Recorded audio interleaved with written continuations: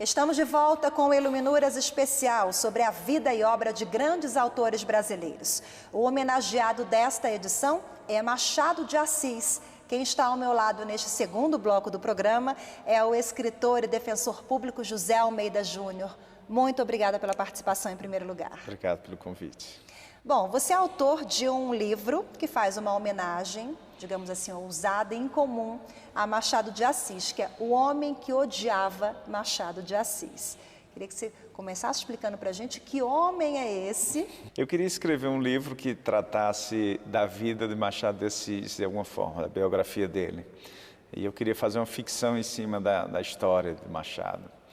Mas pesquisando a vida dele nas biografias, Machado de Assis tinha uma vida muito burocrata, né, de burocrata. Então, ele era um funcionário público, ele saía muito pouco, né, ele tinha poucos contatos, a vida social dele era muito restrita, principalmente porque ele era epilético, né, então, à medida que ele foi envelhecendo, ele sofria de ataques de epilepsia na rua, então era até perigoso para ele bater a cabeça, machucar a língua com os dentes. Então ele se sentia mais confortável junto com Carolina, a esposa dele, que sempre o acudia nessas situações, né? Colocava a cabeça dele no colo, colocava sempre alguma rolha na boca para impedir que ele se machucasse.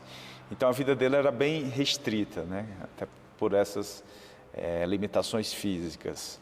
Mas eu consegui lá, escavucando a vida dele, eu encontrei um ponto que eu achei que dava um caldo, né, na história, que era como Carolina veio para o Brasil, né?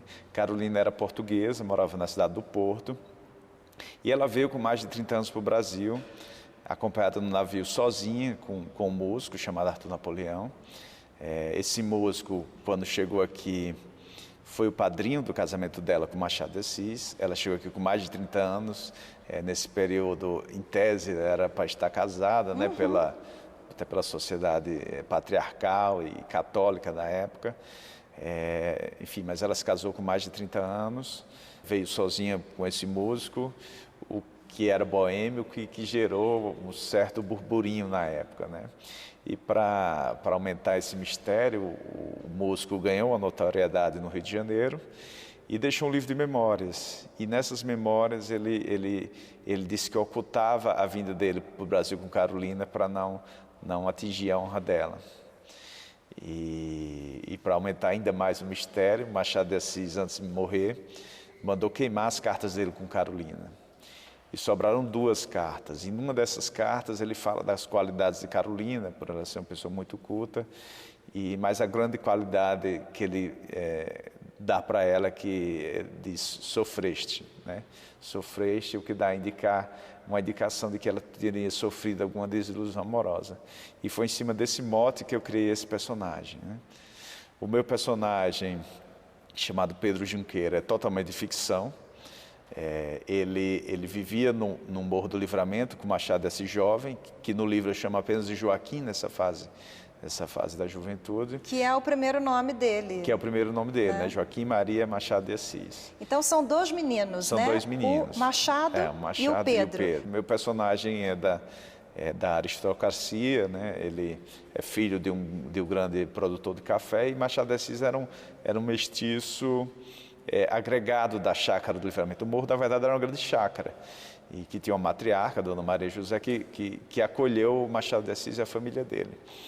E no meu livro, os 2 personagens vivem as turras na infância, e meu personagem vai para Portugal, que era um caminho natural para os filhos de cafeicultores, ia para a Europa estudar, e lá na Europa ele conhece Carolina.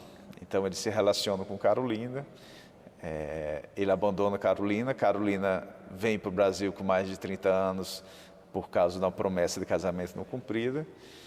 E quando ela volta para o Brasil, meu personagem pouco depois volta para o Brasil também, para cuidar até dos negócios do pai, e ele reencontra Machado de Assis casado com Carolina, um desafeto da infância, junto com um relacionamento que ele teve e abandonou. Então, o livro transcorre por aí, nessa relação sempre conflituosa de Machado de Assis com o homem que o odiava, né? Que é o título do livro.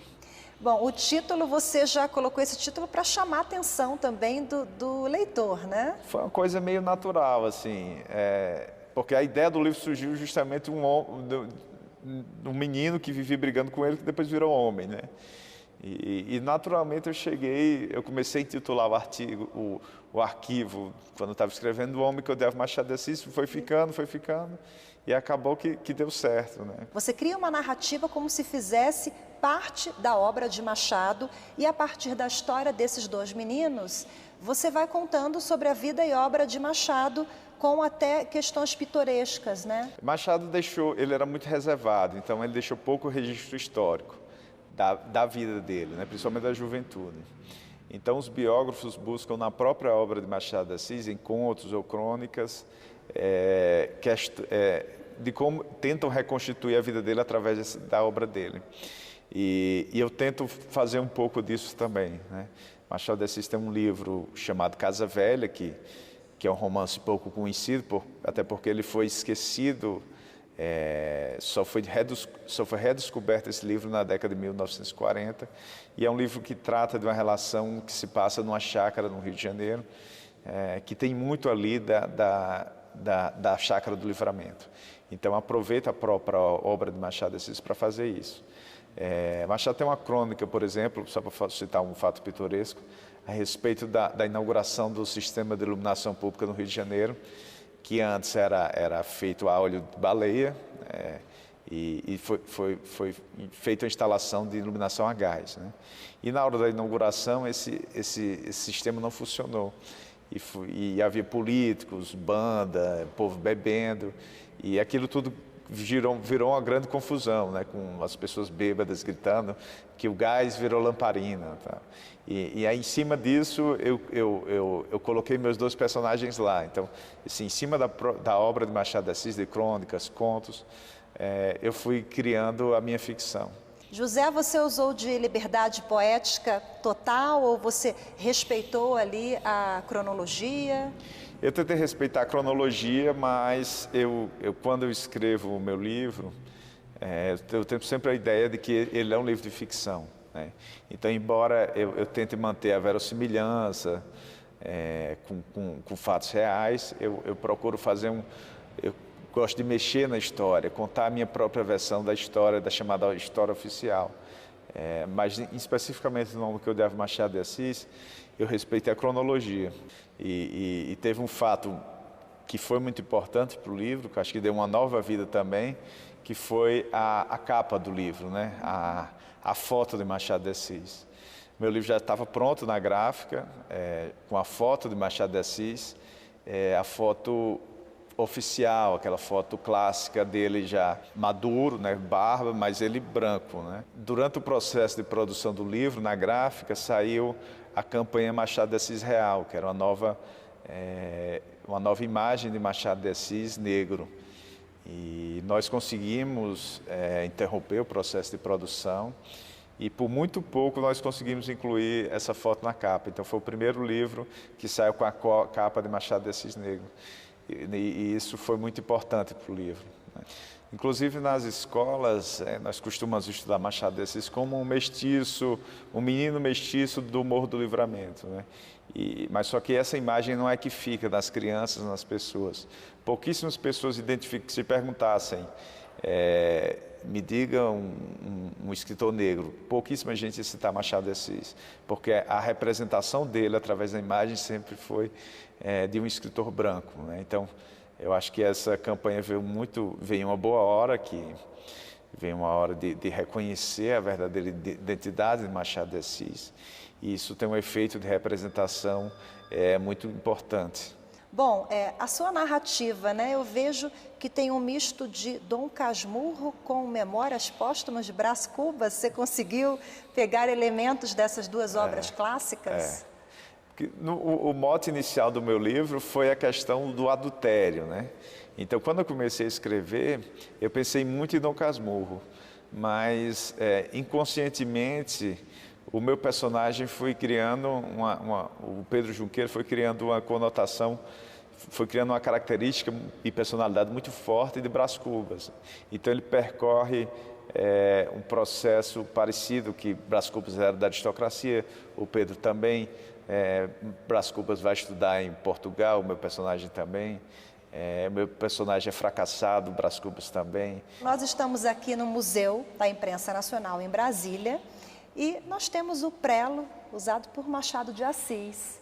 Você contava pra gente aqui que tem histórias sobre esse período, né? Tem. Por favor, divida conosco. Machado trabalhou como ajudante de tipógrafo na época chamada Tipografia Nacional. O diretor era Manuel Antônio de Almeida, o autor do Memórias do Sargento de Milícia. E corria uma história na época de que Machado de Assis era um funcionário relapso na tipografia, que cometia muitos erros. E foi feita uma queixa desses erros para o diretor da Tipografia Nacional. Mas quando chegou nessa reunião, na sala do diretor, o diretor reconheceu o pequeno Machado, o jovem Machado, da loja de Paula Brito, onde eles discutiam sobre literatura, e Machado de Assis começou a falar com ele a respeito de Memórias do Sargento de Milícia. Então, o que era para ser uma bronca, acabou sendo o início de uma amizade que levaria até o fim da vida de Manuel Antônio de Almeida. Queria que você selecionasse algum capítulo ou algum trecho que reflete bem o que você quis traduzir por meio do homem que odiava Machado de Assis. Apalpei o casaco, certifiquei-me de que a arma estava no bolso. Senti em minha mão, puxei o cão para a retaguarda e a deixei num ponto para disparar.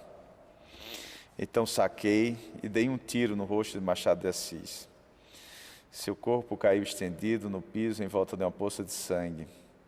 Ele ficou agonizante, tentando balbuciar algumas palavras, mas não conseguia, até que fechou os olhos em definitivo. Tudo aconteceu só em pensamento, não tive coragem de sacar a arma, tampouco de atirar naquele mulato. Machado tentou falar algo, mas sua voz começou a ficar embolada. Desejei que Machado de Assis se engasgasse na própria saliva, que seu crânio fraturasse ao se debater no solo, que sua língua se decepasse no ranger de seus dentes. Aquela cena durou pouco mais de 1 minuto, mas apreciei seu sofrimento em cada segundo. Terminada a crise epilética, Machado ficou desacordado. A secretária entrou na sala para socorrê-lo. José de Almeida Júnior, muito obrigada pela agradeço. participação. Parabéns pelo seu livro, sucesso. Obrigado. E obrigada a você também que acompanhou mais esta edição do programa Iluminuras. Para rever é só acessar youtube.com/TV Justiça Oficial. Tchau, tchau.